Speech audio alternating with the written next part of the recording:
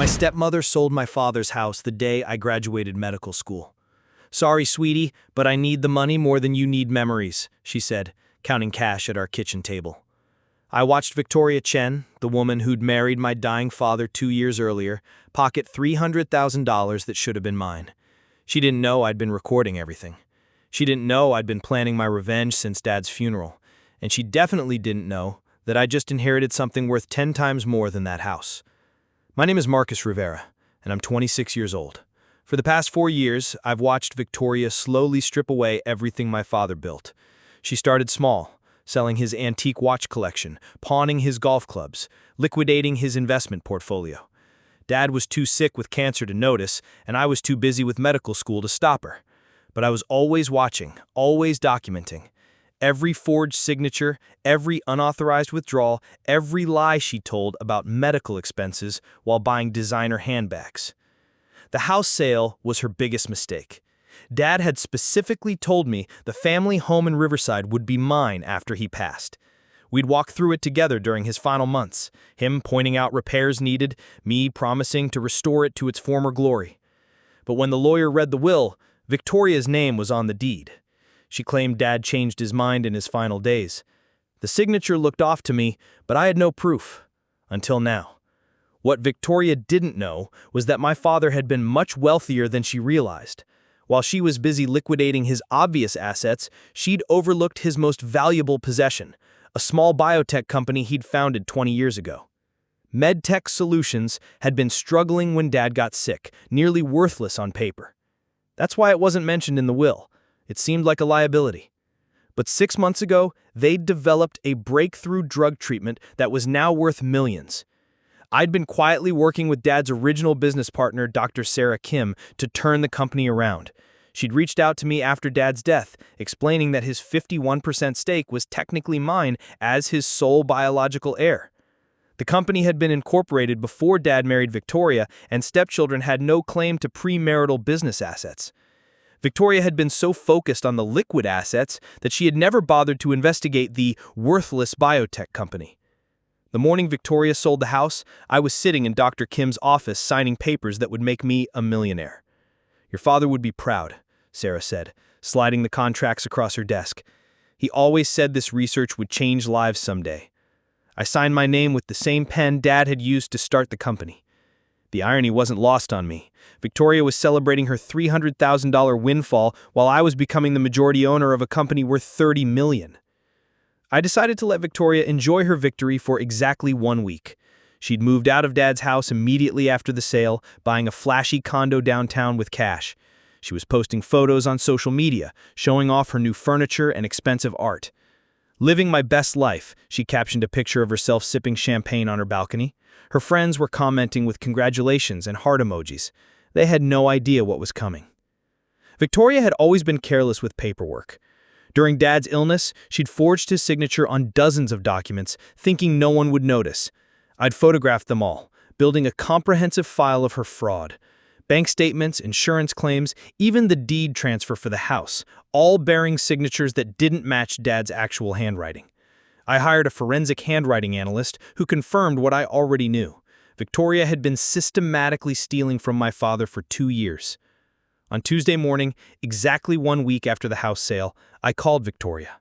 "Hey, I was wondering if we could meet for coffee," I said, keeping my voice casual. "I found some of Dad's old business papers, and I think you might want to see them." She agreed immediately, probably thinking I'd discovered more assets she could claim. We arranged to meet at the trendy cafe near her new condo, the one where she'd been posting Instagram stories of her expensive lunch dates. Victoria arrived 20 minutes late, carrying shopping bags from high-end boutiques.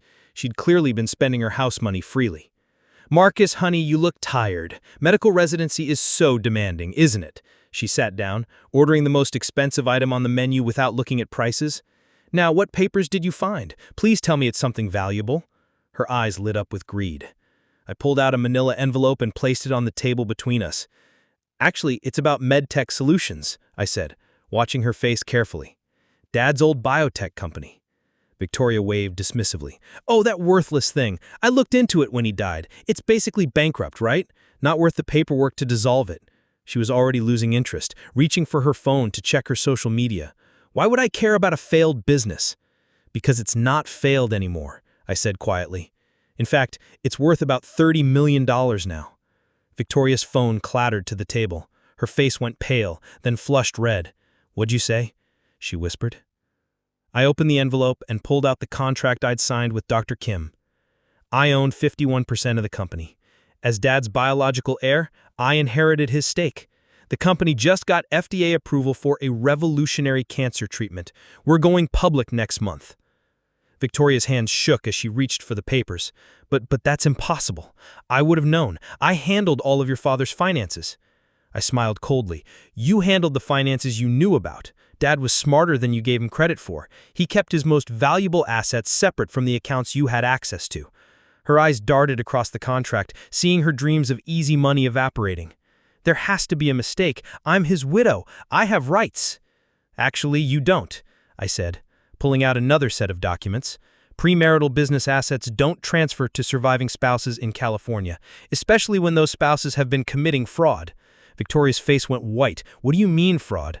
I opened my laptop and showed her a folder containing hundreds of photographs.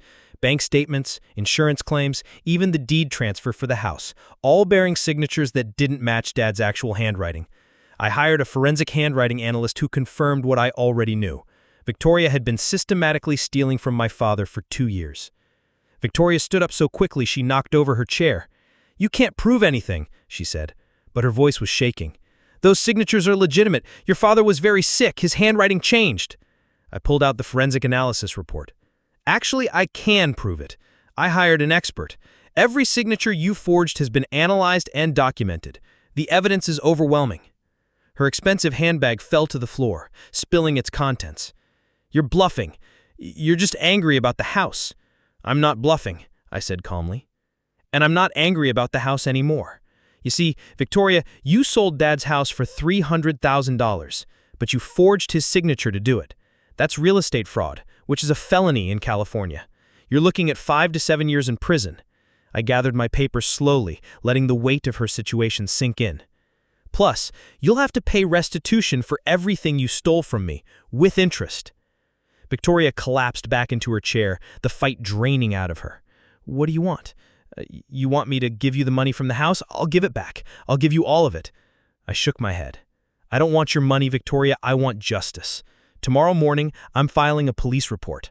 I'm also filing a civil lawsuit to recover everything you stole from my father. The house sale, the investments, the insurance money, all of it." "Please," Victoria begged, tears streaming down her face. "I made mistakes, but I loved your father. I took care of him when he was dying." I felt the flicker of the old anger, the rage I had carried for 2 years. "You took care of him while robbing him blind? You married a dying man for his money, then systematically stole everything he had worked for? You even stole from me, his son." I stood up, leaving money on the table for my untouched coffee. "The police will be contacting you soon." Victoria grabbed my arm as I turned to leave. "Wait, please. Can't we work something out? I'll pay you back. I'll do whatever you want." I looked down at her manicured hand on my sleeve, thinking of all the times she had touched my father with those same hands while planning to rob him. "There's nothing to work out," I said quietly. "You made your choices. Now, you'll face the consequences." I pulled free and walked away, leaving her crying at the table. The next morning, I met with Detective Rodriguez at the Riverside Police Department. She reviewed my evidence with professional thoroughness. "This is one of the most documented cases of elder financial abuse I've ever seen. Your stepmother is in serious trouble." Within hours, Victoria was arrested at her new condo. The news crews were there. Apparently, someone had tipped them off about the wealthy widow who had been stealing from her dying husband. Victoria's arrest made headlines in the local papers. "Gold digger arrested for elder fraud," read the front page of the Riverside Press. Her photo showed her being led away in handcuffs, her designer clothes and expensive jewelry, a stark contrast to the charges against her. Her friends from social media were suddenly silent. No more congratulatory comments or heart emojis. The reality of her crimes was finally public. The civil lawsuit moved quickly. Victoria's attorney tried to negotiate a settlement, but I refused. She had her chance to do the right thing, I told my lawyer. She chose to steal instead. The court ordered Victoria to pay full restitution, nearly $800,000, including interest and penalties. She had to sell her condo, her jewelry, even her car to pay the judgment. The woman who had once lived in luxury was now facing bankruptcy and prison. Victoria was sentenced to 4 years in state prison. At her sentencing hearing, she finally apologized. "I'm sorry for what I did to your father," she said, looking directly at me. "I'm sorry for what I did to you." I nodded, but said nothing. The apology was 2 years too late. As she was led away in shackles, I felt something I hadn't expected. Not satisfaction, but sadness. She'd thrown everything for money that was never really hers. MedTech Solutions went public 6 months later. The stock price soared, making me worth over $50 million overnight. Dr. Kim and I established the Rivera Foundation for Cancer Research, named after my father. We funded treatment programs for patients who couldn't afford care, the kind of program that might have helped families like ours. Dad would have been proud to know his life's work was helping others long after he was gone.